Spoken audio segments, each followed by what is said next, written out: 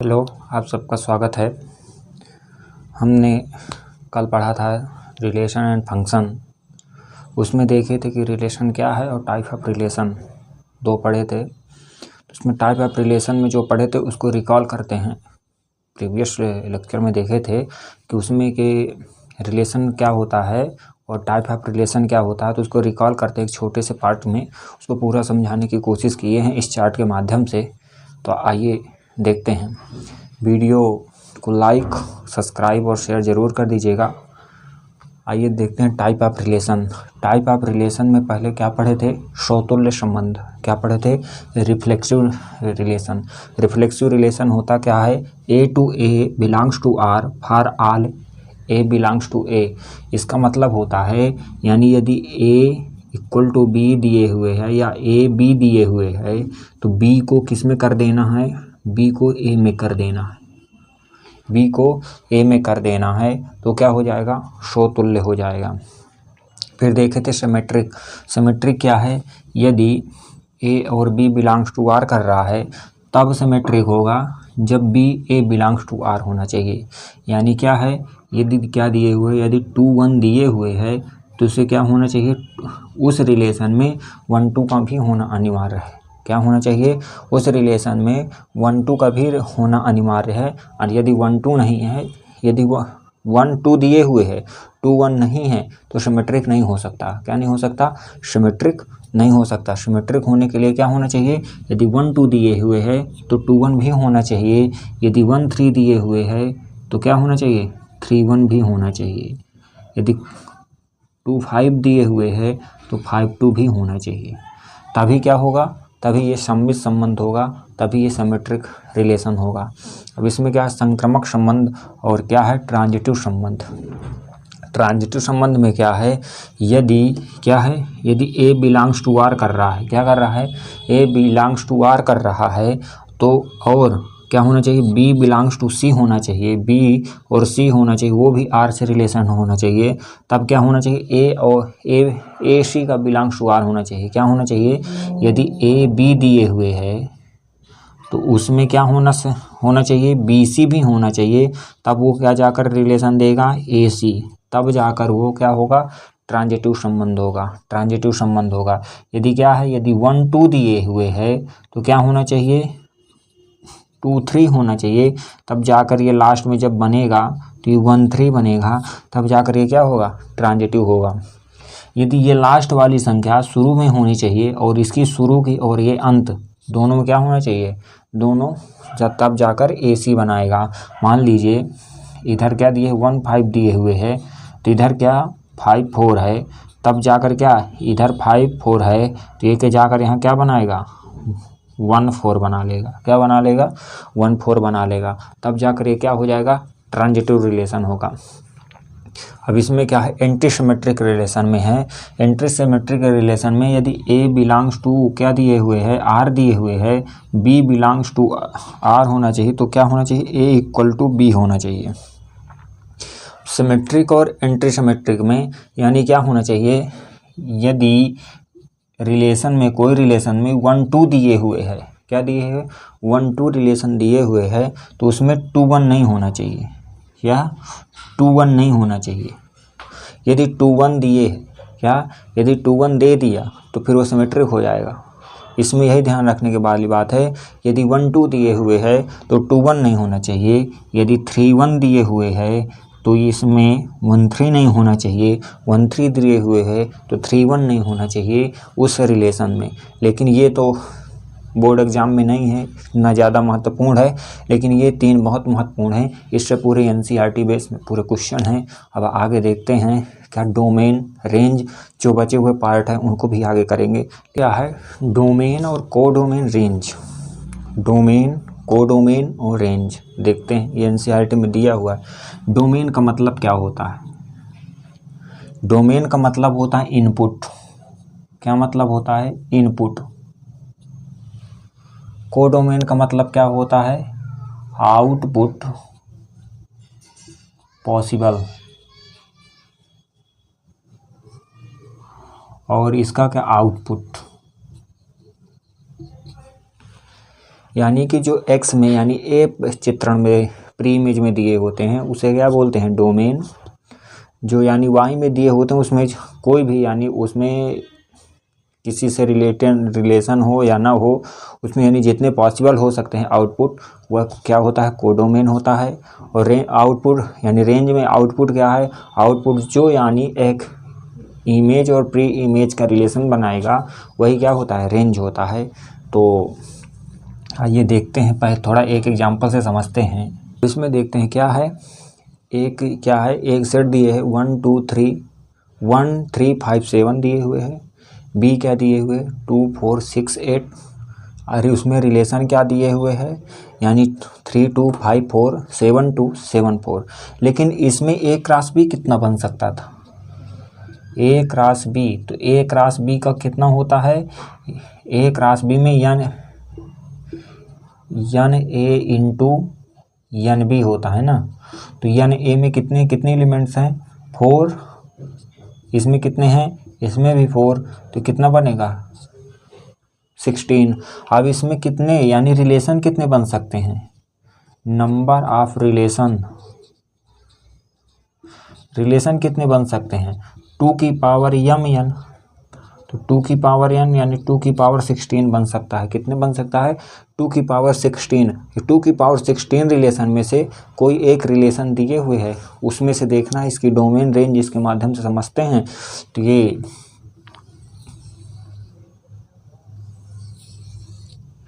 ए दिए हुए है, ये बी दिए हुए है। इसको क्या बोलते हैं, डोमेन। इसको क्या बोलते हैं, कोडोमेन। फिर से देखिएगा, इसको क्या बोलते हैं, ए को क्या बोलते हैं, डोमेन, और इसको क्या बोलते हैं, कोडोमेन। ए में कितना क्या क्या लिखा हुआ है, 1 3 5 7। बी में क्या लिखा हुआ है, 2 4 6 8। जो ए में लिखा हुआ पार्ट है वो क्या है, डोमेन। पी में क्या लिखा हुआ पार्ट, कोडोमेन। डोमेन क्या लेते हैं, जो डोमेन में यानी किसी से रिलेशन रखेगा वही डोमेन होगा, अन्यथा उसे डोमेन में नहीं लेते। लेकिन कोडोमेन में वो रिलेशन रखे या ना रखे उसे जे का त्यों रख देते हैं, या जे का त्यों रख देते हैं। इस रिलेशन में देखते हैं 3 का किससे रिलेशन है, 3 का 2 से है, 5 का 4 से है, 7 का 2 से है, और क्या 7 का 4 से है, 7 का 4 से है। अब इसमें ये देखेंगे इसकी डोमेन और कोडोमेन। पहले डोमेन देखते हैं। अब इसमें डोमेन वही लेंगे जिसका रिलेशन होगा, क्या, जिसका रिलेशन होगा वही लेंगे। 1 को नहीं लेंगे क्योंकि 1 किसी से नहीं बिलोंग करता ना, 1 किसी से यानी उसका संबंध नहीं है। 1 किसी से संबंध नहीं है तो इसकी डोमेन क्या हो जाएगी, जो डोमेन में संबंध रखेगा वही बस लेंगे। 3 5 7 ही रख रहा क्योंकि 3 का संबंध 2 से है, 3 का संबंध और किसी से नहीं है, 5 का संबंध 4 से है, 7 का 2 लोगों से संबंध है, 4 और 2 से। ये क्या हो जाएगी, डोमेन हो जाएगी। कोडोमेन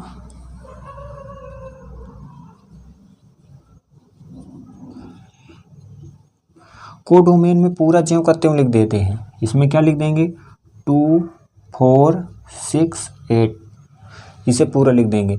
अब क्या है, रेंज।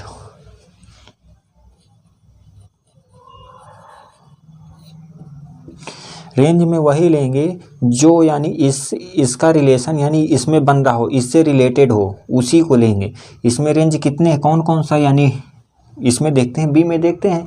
बी यानी ए से किससे किससे यानी इमेज बना रहा है, यानी अपनी प्री इमेज को देख रहा है। तो यानी इसमें 2 और 4 के अलावा सब शेष पड़े हुए हैं ना, यानी ना 6 किसी से रिलेशन में है और ना 8 भी इधर कोई नहीं है। तो यानी 2 और 4 इसकी क्या हो जाएगी, रेंज हो जाएगी। यानी हम डोमेन का मतलब क्या होता है, डोमेन इसमें से देखते हैं, ए में से क्या, जो यानी रिलेशन में हो, किससे, इमेज से जो रिलेशन हो उसे डोमेन बोलते हैं। कोडोमेन ज्यों का त्यों लिख देते हैं।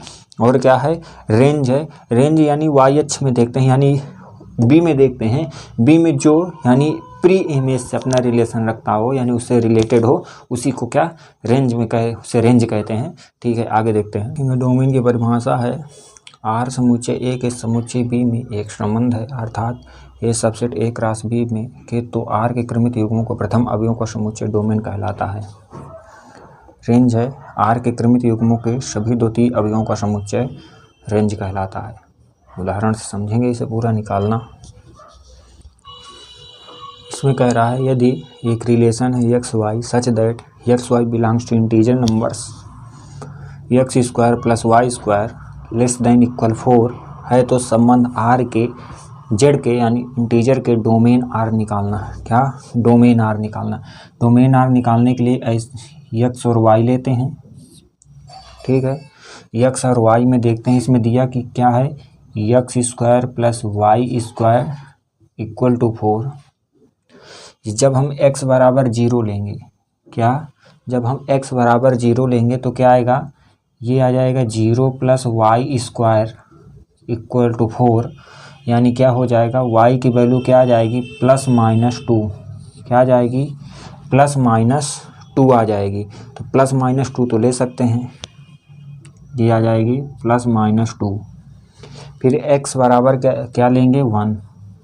जब x इक्वल टू 1 लेंगे, क्या लेंगे 1, तो x स्क्वायर की जगह 1 वाई स्क्वायर प्लस 4। तो इसमें क्या हो जाएगा x स्क्वायर इक्वल टू कितना आ जाएगा 3। तो y की वैल्यू कितनी आ जाएगी √3। क्या आ जाएगी y की वैल्यू प्लस माइनस में √3 आ जाएगी। तो यानी क्या ले सकते हैं प्लस माइनस, इसमें क्या आ जाएगी +-√3 आ जाएगी। इसे भी ले सकते हैं। अब x इक्वल टू 2 लेंगे, तो इसमें 2 लेंगे तो क्या आ जाएगा, एक्स स्क्वायर की जगह 2 रखेंगे, यानी x की जगह 2 रखेंगे तो एक्स स्क्वायर कितना हो जाएगा 4 plus y square equal to 4 हो जाएगा। तो इसमें क्या बचेगा वाई स्क्वायर इक्वल टू 0। तो y की वैल्यू तो 0 आ रही है ना, तो y की वैल्यू 0 आ रही है तो हम क्या ले लेंगे +-2 ले लेंगे। अब इसमें x इक्वल टू 3 रखेंगे। जब x इक्वल टू 3 रखेंगे तो ये हो जाएगा 9 plus y square equal to 4। ये क्या हो जाएगी, या वाई स्क्वायर माइनस का 4। इसमें माइनस नहीं ले सकते, माइनस का 4 नहीं, माइनस का 5। इसमें माइनस का 5 यानी बड़ा हो जाएगा ना उसमें, तो ये नहीं ले सकते, यानी x नहीं ले जाएंगे। अब तो इसकी डोमेन कितनी आ जाएगी इसकी, यानी डोमेन जो आ जाएगी, क्या आ जाएगी डोमेन आ जाएगी 0 नहीं, -2 -1 0 1 और 2। क्या आ जाएगी -2 -1 0 1 और 2। क्या आ जाएगी डोमेन और कोडोमेन और रेंज का कॉन्सेप्ट क्लियर हुआ। ठीक है, आगे देखते हैं। अब देखते हैं जो यानी टाइप ऑफ रिलेशन के बचे थे टाइप्स, उसको देख लेते हैं। इसमें फिर देखेंगे तत्समक संबंध, आइडेंटिटी संबंध, ये छूट गया था, उसमें देख लेते हैं। यदि समुच्चय ए में समुच्चय आर इस प्रकार हो कि प्रत्येक एक्स वाई बिलोंग्स टू ए हो और एक्स का रिलेशन वाई से हो, और यदि एक्स इक्वल टू वाई, तो यानी x y belongs to R, x equal to y हो तो आर संबंध आइडेंटिटी रिलेशन कहलाता है। तो इसमें देखते हैं, यदि उससे संबंध में समझ कम आएगा, x बिलोंग्स टू आर यदि दिए हुए हो, क्या हो, यदि x बिलोंग्स टू आर दिए हुए हो तो उसका क्या हो, ओनली क्या हो जाएगा, only x equal to y हो जाएगा। ओनली शब्द का प्रयोग आएगा, क्या आ जाएगा ओनली इटसेल्फ।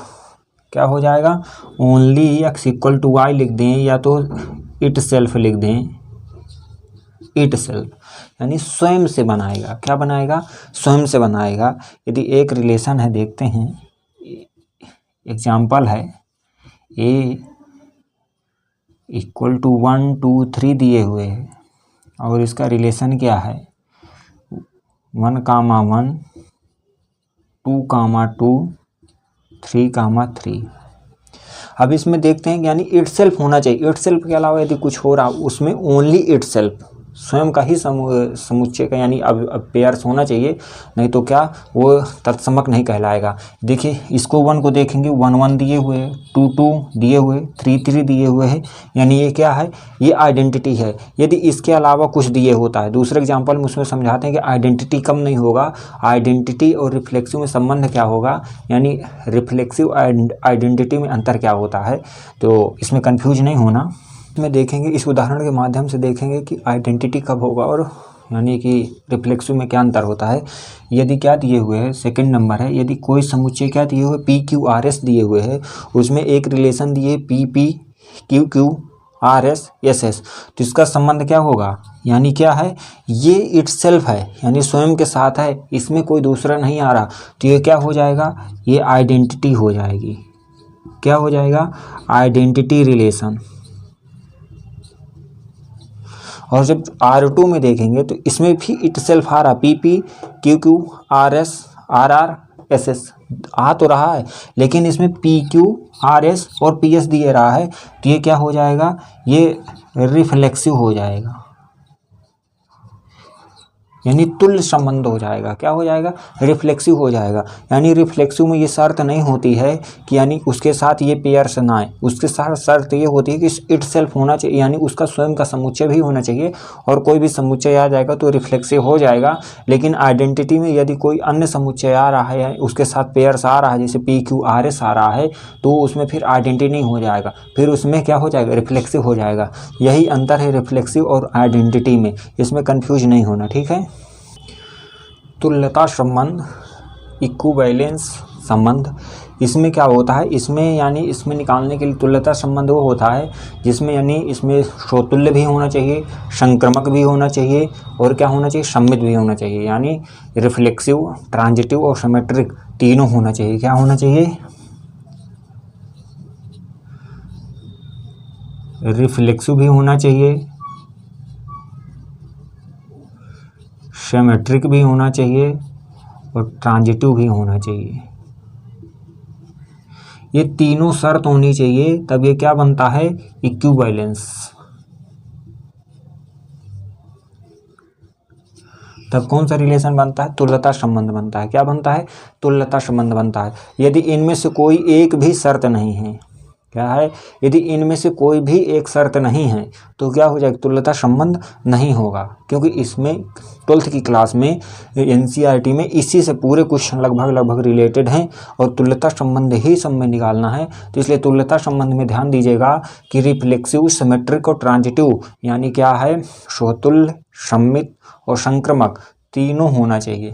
क्या होना चाहिए, तीनों, यानी तीनों को एग्जिस्ट करना चाहिए, तभी यानी को क्या होगा, तभी तुल्यता संबंध होगा। अन्यथा यदि तीन में से कोई एक भी नहीं आ रहा है तो क्या हो, तुल्यता संबंध नहीं होगा। आइए इसके एक दो क्वेश्चन करेंगे। पहला क्वेश्चन है, यदि समुच्चय A 3, 6, 9, 12 में से एक संबंध R है, 3, 3, 6, 6, 9, 9, 12, 12, 6, 12, 3, 9, 3, 12 और 3, 6 है, तो बताइए कि तुल्यता संबंध है या नहीं। क्या है, इक्विवेलेंस सेट है या नहीं। तो इसमें क्या होता है, इसमें चेक करने के लिए क्या होना चाहिए, रिफ्लेक्सिव भी होना चाहिए, सिमेट्रिक भी होना चाहिए और ट्रांजिटिव भी होना चाहिए। तो इसमें पहले क्या चेक करेंगे, इसमें पहले चेक करेंगे क्या, रिफ्लेक्सिव, स्वतुल्य। स्वतुल्य समुच्चय चेक करने क्या होता है, उसका स्वयं होना चाहिए। क्या होना चाहिए, A to A होना चाहिए, A to A belongs to R होना चाहिए। तो यानी स्वयं का समुच्चय, जब इसमें समुच्चय A में देखेंगे, इसका इसका 3, इसमें पूरे में रिलेशन स्वयं का है, 3 3 है, क्या है, 3 3 है, ठीक है, 6 6 भी है, क्या है, 6 6 भी है, और 9 9 भी है, 9 9 भी है, 12 12 भी है। यानी तो क्या हो जाएगा, ये रिफ्लेक्सिव हो जाएगा। क्या हो जाएगा, रिफ्लेक्सिव हो जाएगा। क्यों हो जाएगा, क्योंकि इसके स्वयं के यानी पेयर्स दिए हुए हैं। समुच्चय A के जो पेयर्स बनेंगे वो स्वयं के यानी इटसेल्फ दिए हुए हैं, स्वयं के दिए हुए हैं, तो क्या बन जाएगा, रिफ्लेक्सिव हो जाएगा। और अब चेक करेंगे क्या, सिमेट्रिक। अब सिमेट्रिक में देखेंगे, सिमेट्रिक में क्या होता है, यदि A B belongs to R कर रहा है तो B A belongs to R करना चाहिए। क्या करना चाहिए, यदि A B belongs to R कर रहा है तो B A belongs to R करना चाहिए, बिलोंग्स टू R करना चाहिए।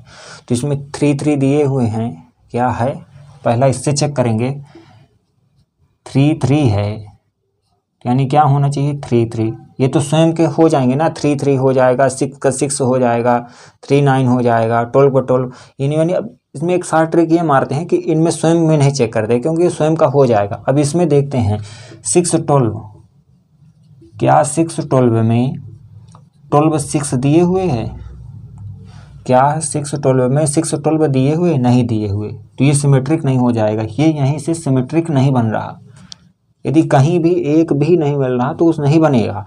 अब इसमें देखेंगे 612 में के बाद 39 है, 39 के बाद क्या 93 है, 93 भी नहीं है। अब इसके आगे चेक करने की ज़रूरत नहीं, दो में चेक कर लिया, पहली बात तो एक में नहीं होनी चाहिए। फिर अब इसके बाद देखते हैं ट्रांजिटिव, संक्रमक।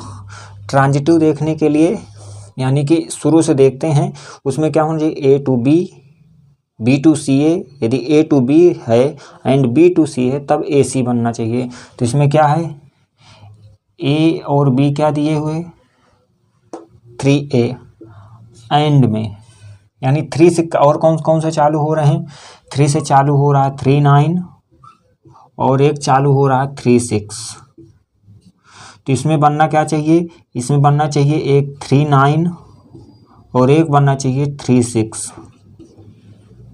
ठीक है, इसमें क्या बनना चाहिए, पहले 39 है, 39 में को इसमें 612 छोड़ गया। ठीक है, अभी देखते हैं 39 है तो 39 में यानी 3 लिए तो 3 का चेक करेंगे तो 39 में क्या बनेगा, 39 बनेगा, 6 में 36 बनेगा।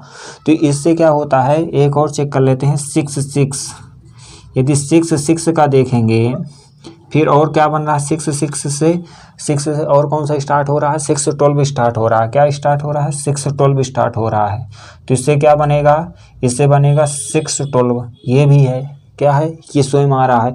यानी इससे क्या पता चल रहा है कि यदि पेयर यानी स्वयं का है तो उसमें चेक करने की ज़रूरत नहीं होती। ट्रांजिटिव के लिए हम इनको निगलेक्ट कर देते हैं, यानी ये सारा ट्रिक एक ये है कि हम स्वयं जो यानी इटसेल्फ है उसको नहीं देखते, क्योंकि उसमें देखो वही आ रहा है ना। देखो ये जब 3 चेक किए तो 39 आया, तो ये फिर 39 आ रहा है, 36 में ये 36 आ रहा है और इसमें 612 में ये 612 ही आ रहा है, तो इसमें नहीं होगा।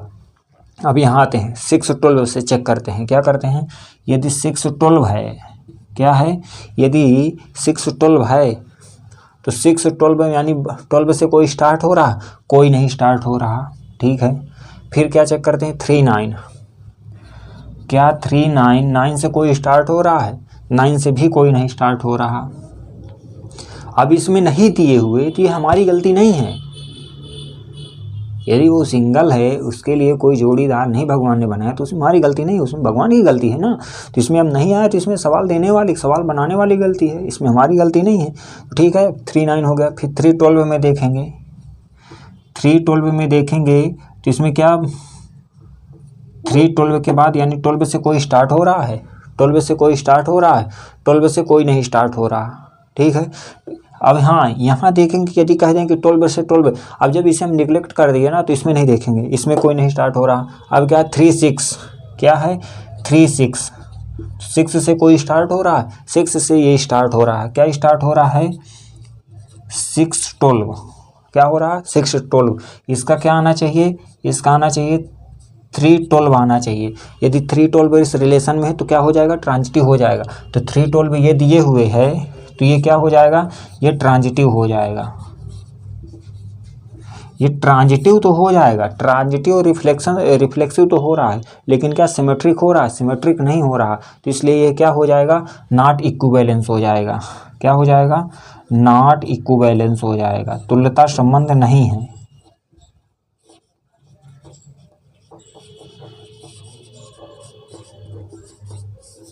तुल्यता संबंध नहीं है।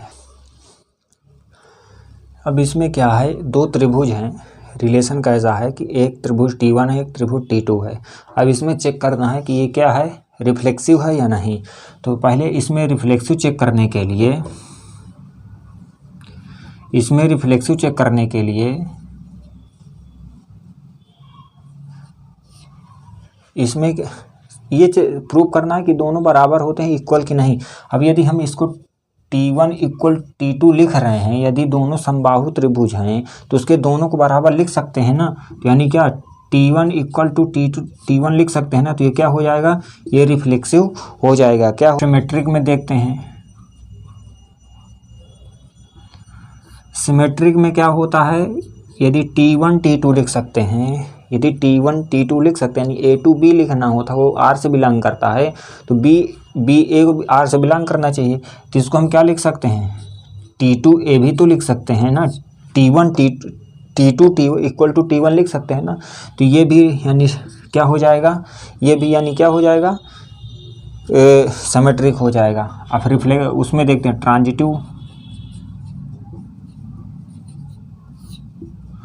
ट्रांजिटिव में यदि T1 एंड T2 दिए हुए है तो इसमें क्या होना चाहिए, T2 एंड T3 होना चाहिए।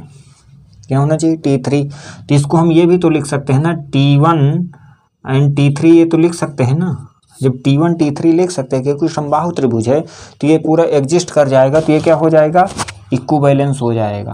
क्या हो जाएगा, इक्विवेलेंस हो जाएगा। ये यानी तुल्यता संबंध हो जाएगा। ठीक है, इसमें दिए हुए इसको भी तुल्यता संबंध से देखना कि है कि नहीं। एक रिलेशन है A to B such that A is cousin of B। Cousin का मतलब होता है चचेरा भाई, चचेरा भाई है। तो इसमें रिफ्लेक्सिव पहले देखेंगे, क्या हो जाएगा, रिफ्लेक्सिव में लिख सकते हैं क्या, A is cousin of A। क्या वो स्वयं का चचेरा भाई हो सकता है, स्वयं चचेरा भाई भी हो सकता है, स्वयं का स्वयं नहीं हो सकता। तो ये क्या हो जाएगा, यानी रिफ्लेक्सिव नहीं होगा, सिमेट्रिक में हो जाएगा।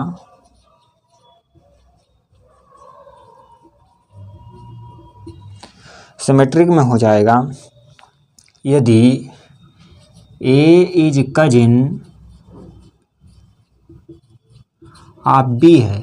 क्या है, यदि A B का कजिन है तब यानी देन, यानी क्या हो जाएगा, then B is cousin of A। यानी कि देखना, यदि A B का कजिन हो सकता है तो B A का भी कजिन होगा ना। यदि ये मैं हूँ, B मेरे मामा का लड़का है, तो B मेरे मामा का लड़का यानी कजिन हुआ, तो क्या जो A यानी B है, B का कजिन यानी उसके बुआ का लड़का मैं हुआ, तो वो भी तो मेरा कजिन, मैं उसका कजिन भाई लगा ना, तो इसलिए वो भी कजिन हो जाएगा। तो ये क्या हो जाएगा, सिमेट्रिक हो जाएगा। क्या हो जाएगा, सिमेट्रिक हो जाएगा। अब ट्रांजिटिव में देखते हैं,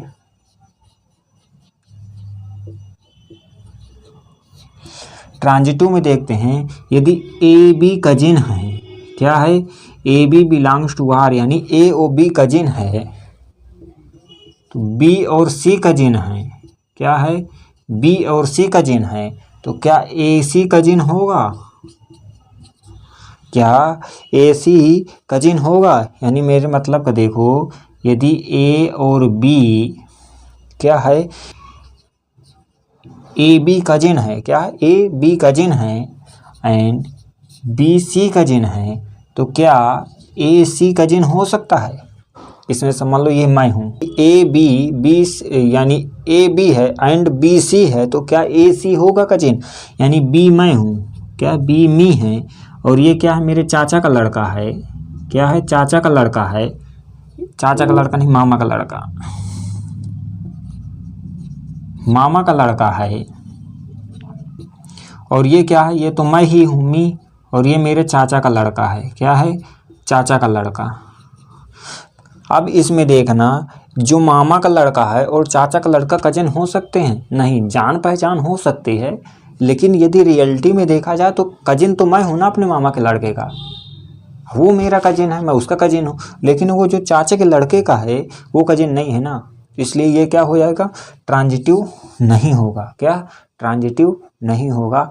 इसलिए अब अगले उसमें लेक्चर में हम NCERT के PYQ करेंगे, 11th और 12th दोनों के करेंगे एक एक लेक्चर में, उसे 2 लेक्चरों में देखा जाएगा। फिर इसके बाद हम पढ़ेंगे फलन, क्या, फंक्शन। इससे भी धमाकेदार क्लास चलेगी।